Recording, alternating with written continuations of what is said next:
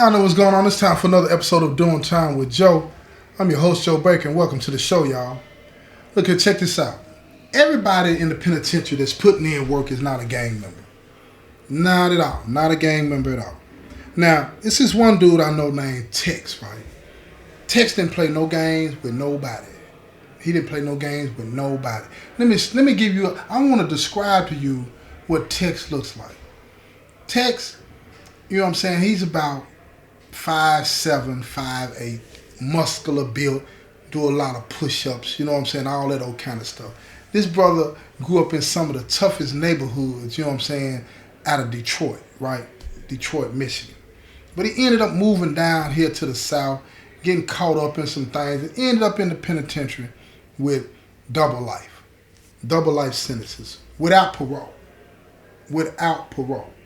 And while he was in here, he decided that if he was going to die here, that he was going to make sure that everybody understood, leave me alone. Leave me alone. You feel me? So in order to do that, listen to me, to establish yourself in here, man, you got to do it one of two ways, right? You got to be the type of dude that going to put in work at the drop of a dime, or you got to be the type of dude that'll pay somebody to put in work at the drop of a dime. Either way, people learn to leave you alone. They learn to leave you alone. If your name floating around, they know that you'll put that contract out on them, they back up. But if they know you'll put in work on your own too, they most definitely back up. And Tex was the type of dude, he liked to get his hands dirty. He ain't playing with nobody. Butchered many of them. Butchered many of people, man, and didn't even play with them. Some of the individuals, man, didn't even deserve it.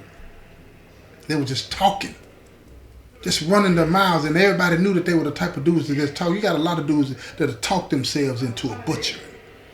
And this is what happened in a lot of situations dealing with Tex, because Tex, he had a complex about his height anyway. You say something about his height, he going in, man. I'm talking about, I seen the dude jump up on a table one time and jump off the table, you know what I'm saying? Like Brad Pitt in that movie Troy, you know, when he jumped up and then he running toward the dude and he stuck him. Tex did that one time. I'm looking at him like, what in the world? It was like when he was in the air, it's almost like everything slowed down and he was jumping in slow motion, like I was watching a movie. And then when he hit dude, everything just sped back up and he rolled and flipped the dude down and then butchered him, slit his throat. And listen to me.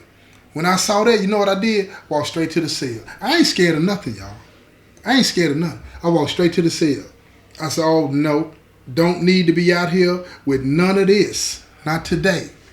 And at this particular time, you know, my oldest son, he was in the cell with me. He wanted to be standing there looking out the window. I said, boy, sit your butt down and get off of that door. And he's like, Daddy, you see what they doing out there? I said, I don't want to see it, and you don't need to be seeing it. Sit down and watch some of this TV.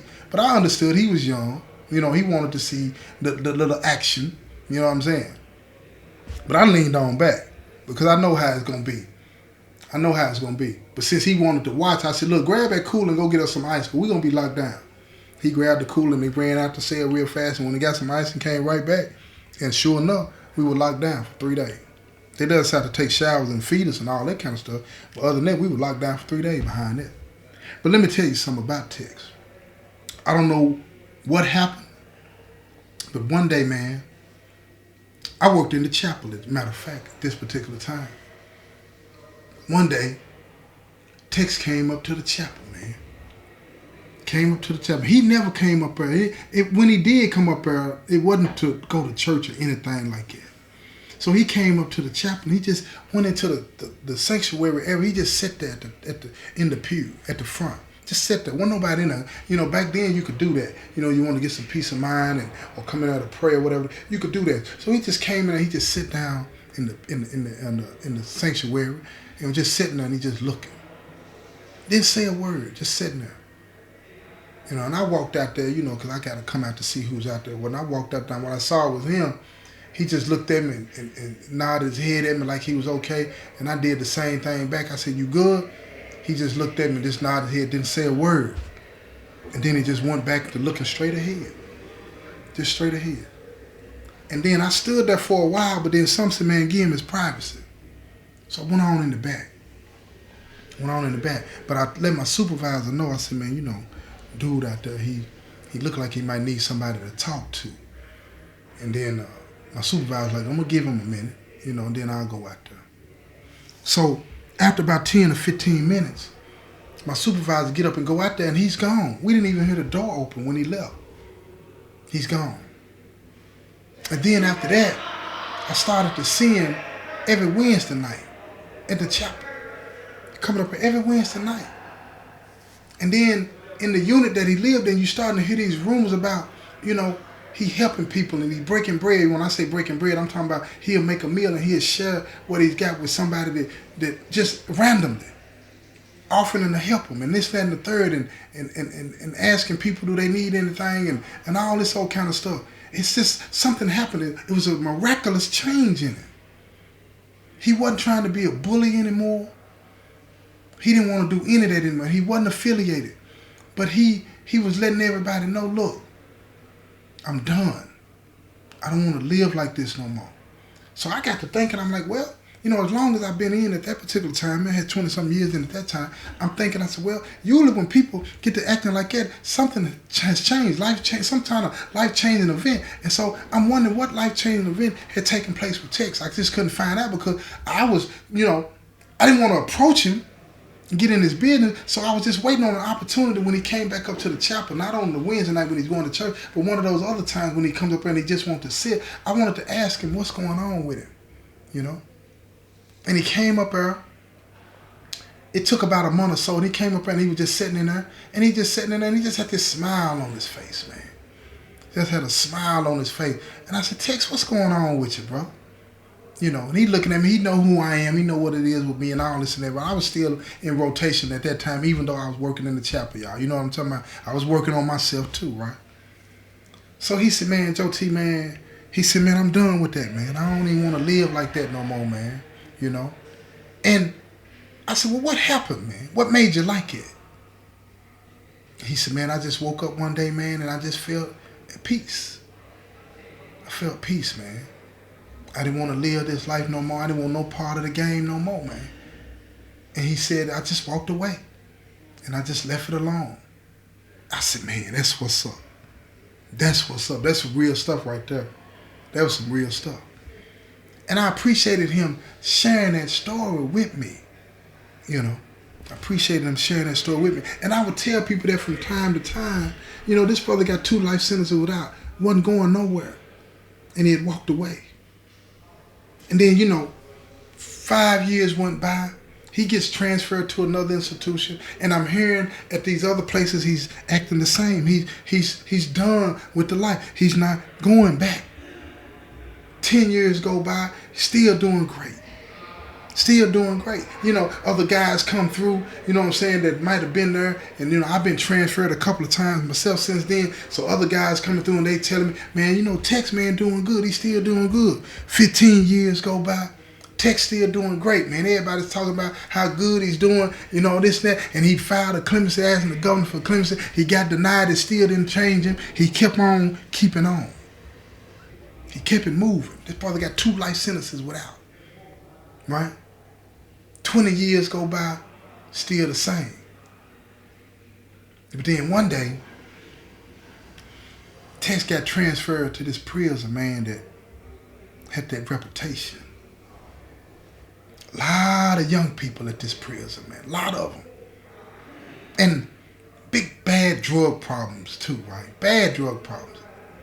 People getting high, people robbing, all this and that, right? Now you got to keep in mind now. 20-some odd years ago, me, Tex, and a whole lot more, we were way younger. In the end and everything, you feel me? Able to defend ourselves in a way to where most people will be fearful even thinking about trying us, because they know. But see, over the years in the penitentiary, you get a new generation of people in.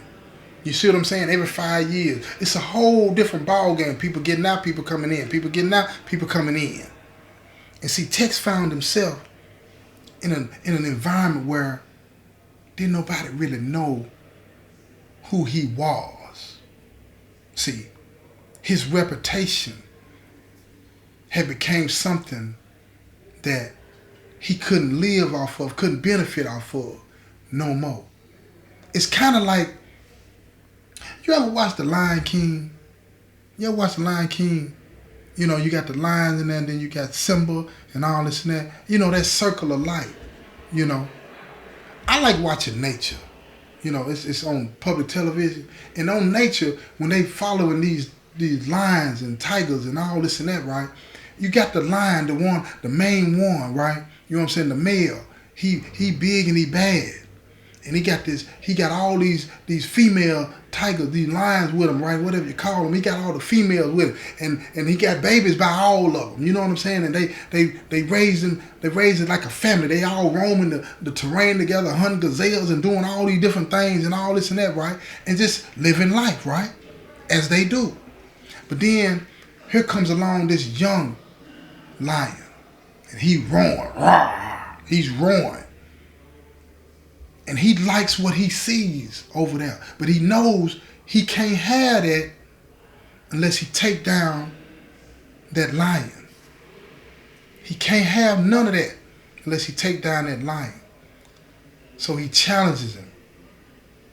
And they fight. I'm talking about they fighting. I'm talking about them claws. You ever seen them lion claws and they swinging?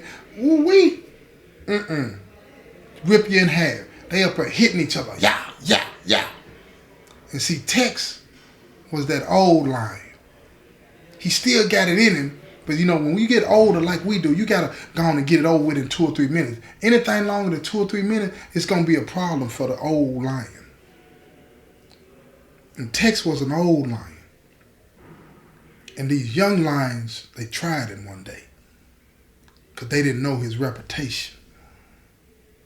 See, in the penitentiary, you know, we don't think about when we're going to get older.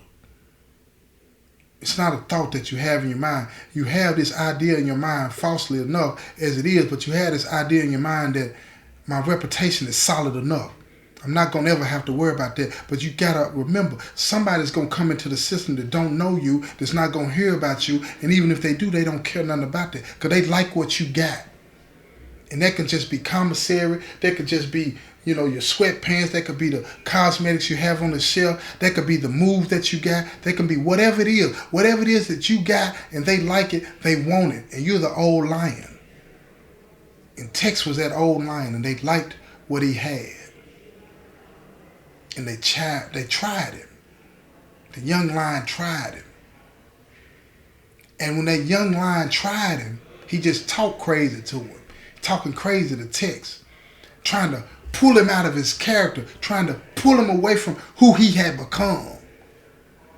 And Tex was resisting. He was resisting at every turn, resisting. He didn't want to do it.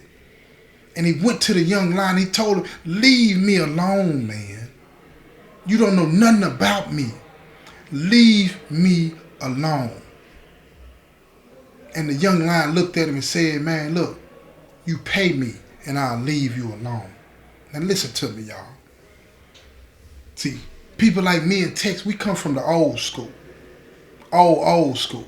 See, it's certain things you don't do to an old head. And that's disrespect in the penitentiary. And see, this young lion disrespected Tex when he told him to pay him to be left alone. You might as well go on and let somebody come in your cell and take everything you got. You might as well go on and take your pants off and bend over or fall to your knees in here. That's how it go in here, y'all. That's how it go. So Tex, after 20 some odd years of living right and doing right and feeling good about himself and all of these different types of things, he went in his cell that night and he talked to his cellie. And when he was talking to his cellie, he was crying. Tears were rolling down his face. And he was sweating. He was pacing back and forth. And his cellie had never seen him like that. His cellie looked up to Tex. His cellie said, what's wrong with you, brother? And Tex kept telling him, he said, this man is disrespecting me. So his cellie is looking at him. He said, so what are you going to do? He said, I got to take care of my business. I got to put in work. Now see, let me tell you something. See, the penitentiary ain't like the streets. You see, somebody messing with you in the streets out there, right? You're a law-abiding citizen. What do? You pick up the phone and you call 911, right? Or somebody breaks into your house. You got the right to defend your house and your property and your wife and your kids. You got the right to take care of your business. Not in here. Not in here. We don't have any agency over anything related to our bodies. We don't get to do nothing. We got everything that goes on with us. They say, come to them and tell them. But see,